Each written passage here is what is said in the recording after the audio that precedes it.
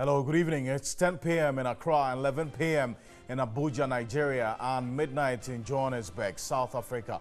Around the world, you can follow us on live stream on Facebook and on 3news.com. And the Facebook, you can call for TV3 Ghana. TV3 is on DSTV channel 279. My name is Alfred Okansi, and this is News at 10. We bring you the latest stories from across the country and beyond over the next 30 minutes. To headlines tonight. 7 electronic gates have been inaugurated at the arrival hall of the Kotoka International Airport's Terminal 2, with 2 other e-gates yet to be installed at the departure hall. The full complement of the e-gate system at the entry and exit of the Kotoka International Airport will cost the country some $18 million.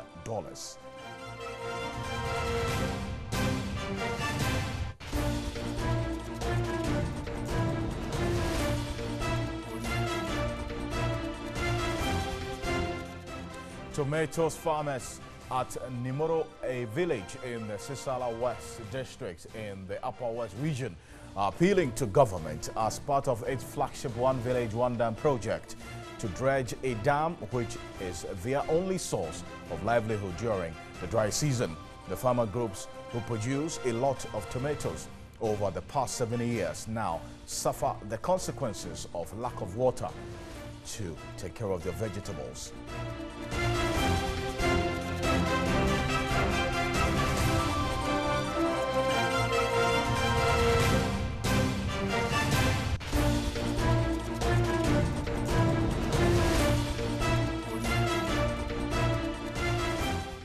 Now, patients of Aparting in the Bongo district of the Upper East region have refused to use the only CHIPS compound. Most clients in the community are on the NHIS scheme, but because the center is not accredited, patients prefer buying medicines from a drugstore or trek to the nearest facility instead of paying for the services. Right now, for reports, though all monies to get accreditation have been paid, the center remains unaccredited.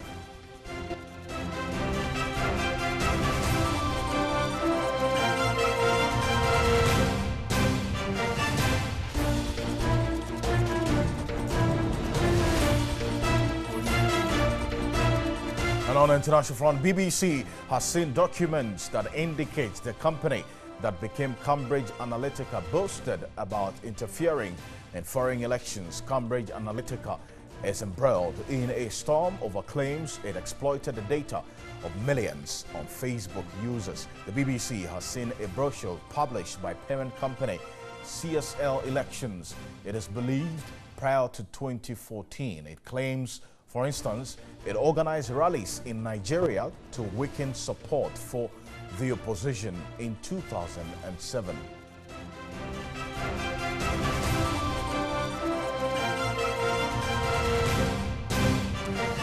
And Catalonia's ex-leader, Carles Puigdemont, has been detained by German police acting on the European arrest warrant. Mr. Puigdemont, who is wanted in Spain for sedition and rebellion, was held crossing from Denmark on the way to Belgium. He will appear before a German judge on Monday.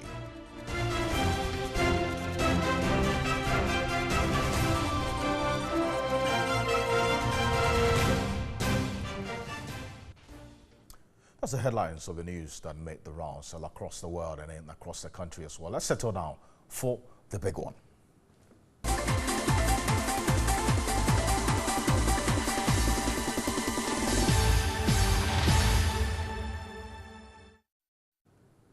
And Accra is likely to experience heavy flooding during this year's rainy season. Coordinator JMV reports factors like blocked drainage systems and sanitation, which have been major causes of flooding in the city, are yet to be solved. The Ghana Meteorological Agency has predicted heavy rains this year in a southern sector than in 2017 last year. But knowing the impact of such heavy rains, especially here in the capital city, Accra, we will be moving around some flood-prone areas to find out if we are ready for the rains.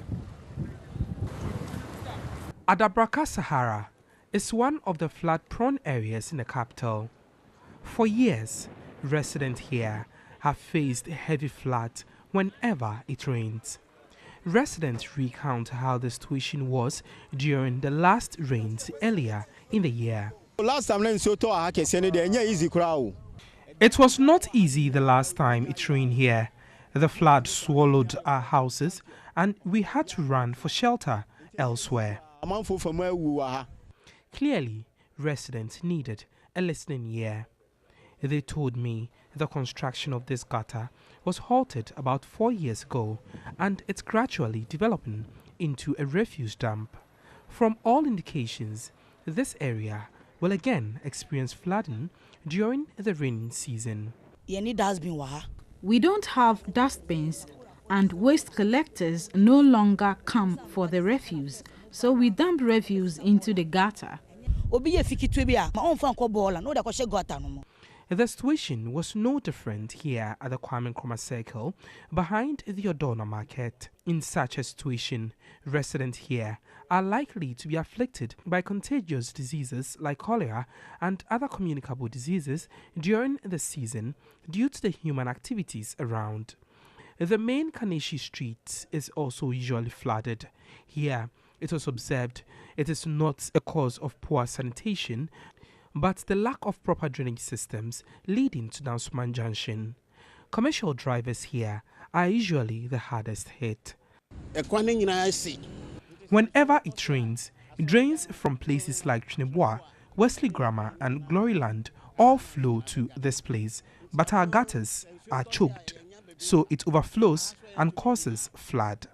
The Ghana Meteorological Agency has cautioned the public and government to put radical measures in place to avert any possible negative effect. However, it appears not enough has been done in this area. It will even be worse this year. 4 days ago, it rained for a few minutes, but the place got flooded. City authorities usually visit during the flood, but they don't do anything to help the situation. From all indications, it can be concluded that Accra is not ready for the rains. Accra is not ready for the rains. That's how Kwame Edu-Gyamfi ends that report. Nana Jomo Sapong is the founder and president of Friends of Rivers and Water Bodies. Join me on the telephone. Mr. Jomo Sapong, good evening to you. Thank you for your time this evening. Does the measures that have been put in place, if there are any measures or any interventions that the city authorities have done, give you enough confidence that we're going to have less cases of flooding this rainy season? I don't think so. And also, I also have a problem with the meteorological services department, because this advice has come very late, because there's no way you can expand the drains with the procurement system within this short period that they gave the notice. But you see, elsewhere in other parts of the world, weather is predicted ahead. But even everything aside, our actions and inaction will not prevent flooding in this country. Let me tell you, number one, every space has been occupied. So when it rains, the runoff doesn't have any place to pass. So any small space that it will get, whether on the road or where, that is where flooding comes from. I've been advising against this so many years that we shouldn't do that. And every year, you see the small space that remains by whether a former stream or small area, somebody will put his house there. Kiosks everywhere. There's no land for water to pass. So the flooding, there's no way we can stop it until we do put in some drastic measures. Because look, everywhere you pass, formerly there were flowers, there were open land, which was also taking their water, standing there, going to the underground to recharge. Everywhere concrete. Look, even in airport residential area and first-class residential area, all the trees have been cut down and the place have been paved with only construction. So the problem is that no water is going into seeping into the soil. So every water is rushing down. So as it rushes down, any space that you get will create the flooding. So we should expect more flooding all over the place. We should expect more flooding. Accra is a flat land. The only solution long term is to break most of the houses along the water bodies and the streams. So, and we should stop this gutter engineering. I've challenged them on several occasions that when a stream is there, don't create a concrete on the river. When you do that, you don't allow water to go into the soil, and you are pushing every water downstream to cause flooding. So that's the problem we have in Accra. Every water is moving downstream. There's no place for water to stay and then seep into the soil and go down gradually. So we have a big problem, and we should come out with proper engineering to arrest this situation. If not, forget it. Mr. Sapong, well, those residential areas you refer to, I mean, if there's proper drainage system, I mean, the issue of flooding occurring in those areas might have been tackled or would be tackled in an event where there is proper drainage system in those areas. But then you make a very critical point about we not learning from this, because this is not the first time we're having a conversation. Every other year, we know floods are expected during this rainy season. Have you seen the needed urgency to deal with this particular problem, which has become perennial in its nature? Yeah, the city engineers and the urban directors, they are doing nothing. You see, sometimes it pains me that we decide to get sub-metros who should take care of it. East Legon, quite recently, we put up a story. On a drain, somebody has put up a house. The road stopped work. The man, they didn't bring the house down. Okay? So even if they want to make drains, my brother, the space to make drains that can take this flood water, the space is not there. So the problem has been compounded. Even it's not complicated, it's compounded. And if I have, for lack of words, I'll say it's embalmed. We are in an embalmed situation. Well, that is why it's causing so many deaths and problems. Because where is the space to create the drain we are talking about? We have utilized everything. Every space is being used, whether it's a river, whether it's a pond, whether it's a road, whether it's for gardening, and there's nothing. And the sad thing is that, these big trees in the city, when the rain falls, it passes by the stem and then branches and go into the soil straight. We've cut all of them. So, you see, every water has to be on the road. That is why our roads are spoiled. We are going to spend so much money to put them back. And like you rightly said, we've cautioned that when we do this, the only space remaining will be on the road. And that road will be damaged because it's oil plus sand that we've made the road. And if water stay on it and cars are driven on it, it will destroy the road. So now, not that they didn't make most of the road, all of them have gone back because they are not listening. So the engineers in the region must listen and know that they did ecological engineering, not gutter engineering. And look, they even, as if they didn't do social science. When you are making gutter, you are making drains, you should think about the people. And this drain doesn't have any protection. There's no cover. There's no green grass. There's no metal to protect waste from going in. Sand. And the sad thing in Accra is that people put sand on the road when they are putting up their houses. So when it rains, it washes the sand straight into the drain. And you see, all these things, there are people who are called development control officers. They walk around the town. They see it. They don't care. Sometimes when I walk around, my heart beats. It's like, this is what is going to create, but nobody cares. So we have to go to them and ask the city engineer, what are you going to do about that? The urban center, the sub-metro engineers, what are they doing? Are we just spending our money on them for nothing? And why should this thing happen in the 21st century? When climate change, we are going to have problems. We even say that let them harvest the rainwater. Brother, if everybody harvests some of the rainwater in its house and store it, it will reduce the impact of flooding drastically. Absolutely. But no rainwater harvesting, no sewage system, nothing. We are in trouble. Great point. Mr. Sapong, thank you for your time this evening. I'm really grateful. Nana Jomo Sapong is the founder and president of Friends of Rivers and Water Bodies, making the point certainly we can't be doing the same things and expect different results. We see how the rains, as it sets in, put measures in place to avert flooding. But a rainstorm has ripped off the roofing of Balawa Primary School in the Wa West district of the Upper West region. The school block, which was put up by the community, was destroyed alongside homes of residents, thus making it difficult for them to get temporary structures for the school pupils. Here's a report by Yakubu Abdul Gafro. The Balawa Primary School's roof was ripped off completely by a heavy rainstorm. Some homes in the community were also affected. Residents say they're helpless as they do not have the resources to reconstruct their homes and a new school block for pupils. A victim of the rainstorm, Kuya Kubuma, said she and her 6 children have nowhere to live. At night, we sleep in the open like that because we do not have any place to go with the 6 children. My husband has traveled. Officials of the Upper West Regional Disaster Management Organization, NADMO, visited the community to present them with some relief items for both the school and the residents. The chief of Balawa, Na Abubakar II, thanked NADMO for their quick response. The head teacher of the school, Mark Donje, said studies have come to a halt following the storm. We came to school and realized that rainstorm have taken away the entire building. So that has made us homeless now. And since that day up to now, the teachers are mourning, including the children. The Balawa Primary School was established through community contributions 5 years ago and constructed a 4-classroom block for the primary one up to class 4.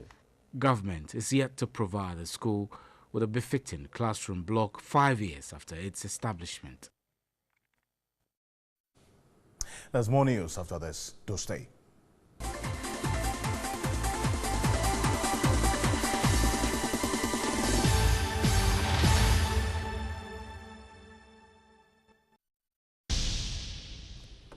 Welcome back to News at 10 here on TV3, also live on DSTV channel 279. Now, lack of proper sanitary facilities is negatively affecting students of the National Vocational and Training College and Technical Training College here in Gona Swedro in the Central Region.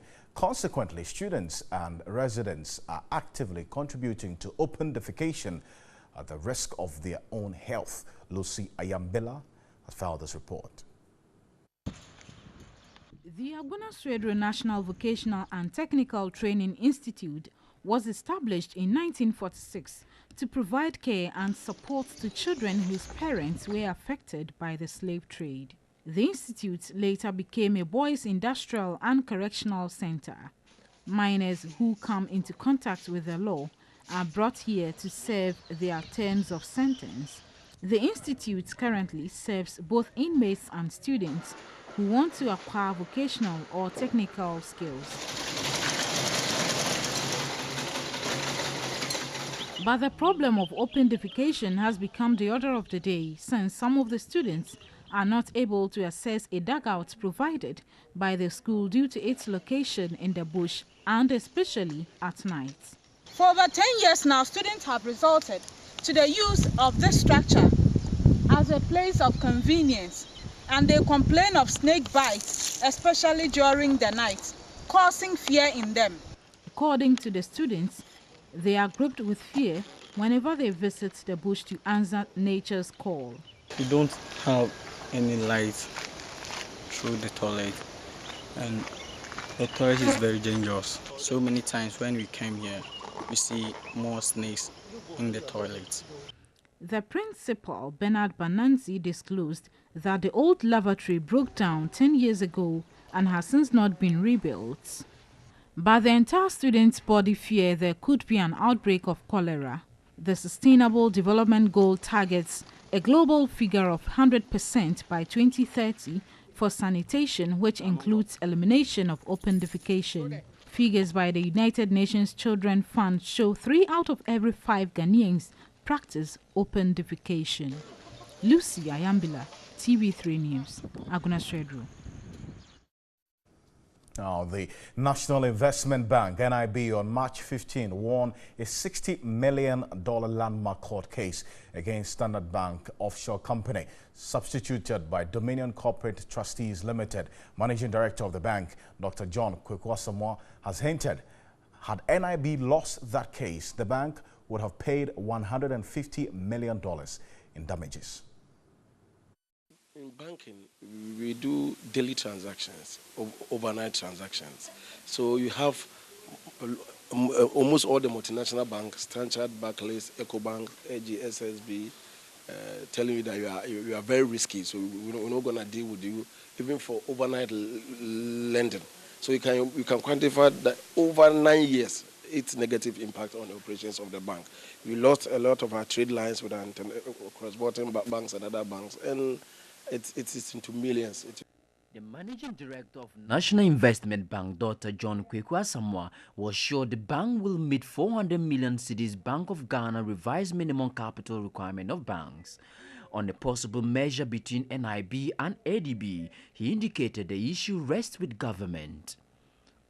Government is the majority shareholder of NIB with 95% stake. So whichever direction government gives, we will comply. NIB is more than ready, and I can assure our customers that the bank will be fully capitalized by the deadline of 31st December 2018. Now, the Institute of Chartered Economists of Ghana, ICEG, has blamed the slow pace of the country's economic development on the over-reliance on foreign policies. A research fellow at the Institute, Dr. Emmanuel Akwasam, has therefore urged government to look inward for homegrown policies to help achieve Ghana Beyond Aid agenda. Most of these foreign policies, which are given to us by the World Bank and International Monetary Fund, have been evolved out of the empirical situations in the developed world. And because of the fact that they are not well developed for our local system, whenever we implement them, we don't get the best results. For example, the privatization exercise that we embarked on in the 1990s, we can't actually come out clear to say that these have been the impact on our economy, having privatized most of our state-owned enterprises since 1990. And currently, we are still almost doing the same thing. ECG, they are talking about how to privatize it. So the question is, where will that also end? Now, if you look at all these things, most of these sophisticated econometric models are not good for our domestic account. Therefore, we must look inward and see what can work best for us, have our own domestic econometric models. We call it endogenous growth models that will help us develop. Now, we've also mentioned the fact that we have inadequate financial resources, financial capital, and human capital. All these things contribute to the development of a nation. We don't have enough saving that will be transformed into investment and capital accumulation. And according to a classical view of economic development, finance is key to growth. So if we want to develop, then we need to embark on a lot of our saving. This, as a way forward, we need to pay people well, whether government or private sector workers. We must be giving enough salaries that we can save enough for our development. We must also embark on massive training for our human capital, so that at the end of it all, we'll have the requisite skills that are needed by industries for our transformation. Another bane on our development has also come from capital flight. That's repatriation of profits by foreign-owned businesses in our domestic economy, the rent-seeking funds of most politicians and influential people in the nation, and other monies that are stolen from government coffers. All these things are sent into developed nations where development has already taken place. So we see this as an anomalous behavior that must be corrected, because we need the money. All on that anomalous behavior note, we want to say thank you for spending your 30 minutes with us here on News at 10. On behalf of the rest of the team, we're grateful. My name is Alfred Okansin. Keep watching TV3. Have a good night.